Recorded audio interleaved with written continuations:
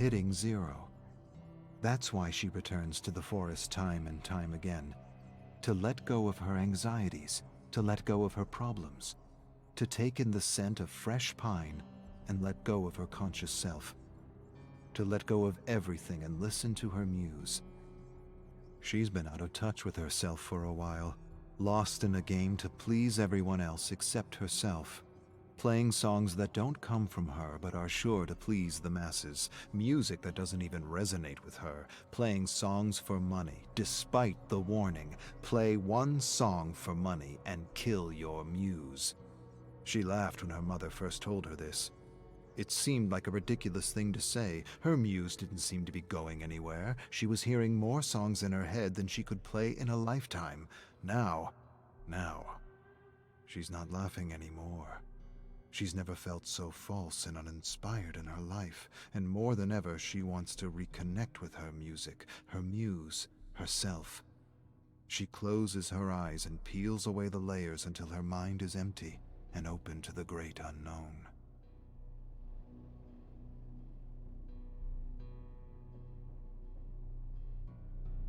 Kate strums her guitar freely, but nothing's coming to her. Just a dark, disturbing melody that's been returning to her every time she hits zero. A melody so unlike anything she's ever played that she doesn't know where the inspiration comes from. She's never played a tune so dark and yet so catchy. The harder she tries to push the ominous melody out of her mind, the stronger it gets, the more it demands to be written down. She wants the melody to stop, and yet it's all she hears around her, above her, below her, beside her, within her. One endless, foreboding melody, a melody that just isn't her. Or maybe it is her. Maybe the show pony routine has changed her, corrupted her, perhaps even crushed her, and if not her, the best part of her, her muse. She stops strumming, closes her eyes, pushes everything out of her mind, and begins a slow and patient countdown back to zero.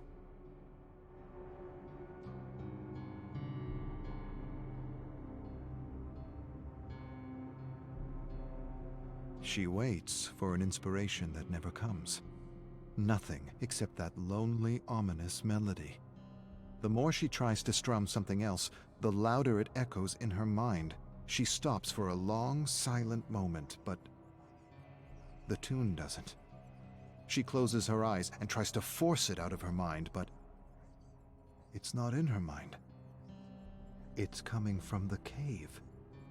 It can't be. She shakes her head. The tune fades as she returns to zero and tries one last time to connect with her muse, her real muse, regretting all the paid gigs that drove her further and further from who she really was. She closes her eyes and counts down. 5, she relaxes her toes. 4, she relaxes her legs. 3, she relaxes her torso. 2, her hands. 1, her lips, her nose, her face. 0, she silences her thoughts.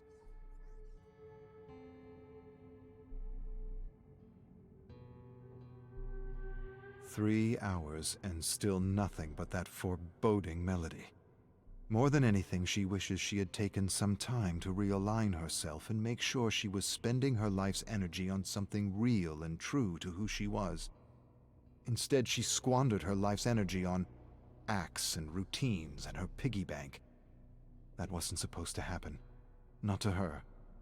One of her inspirations was the great Woody Guthrie. Everything he wrote was true to who he was. Everything he did came from him, came from a real and pure place. She was like that at some point in her life. But now she's performed more fluff than substance, and the guilt alone may have crushed her muse, her real muse, not this perverted version of a thing that has her strumming the loneliest and darkest tune she ever conceived.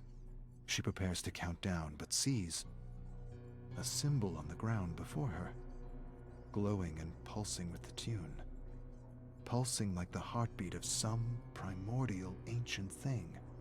She closes her eyes and opens them again, and the symbol is gone.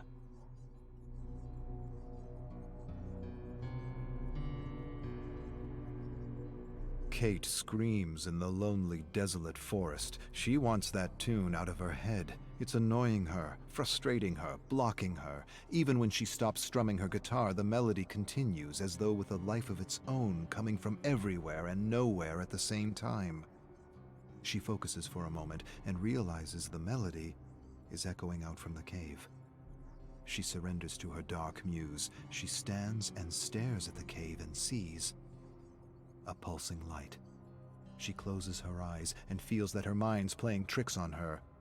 But she knows better. She knows she's always sensed and felt things others couldn't. She once heard someone say that today's shamans are our artists, authors, and musicians, that unlike other people, they are capable of accessing other thoughts, worlds, and ideas from otherworldly realms. She always had that ability, but never like this. Never so dark. It's as if the universe is punishing her for squandering her gifts. She approaches the deep and ominous cave, wondering who or what is calling her. A vague memory tugs at her, tells her she's done this before. She has a sense that she knows what she's going to find, but somehow has forgotten.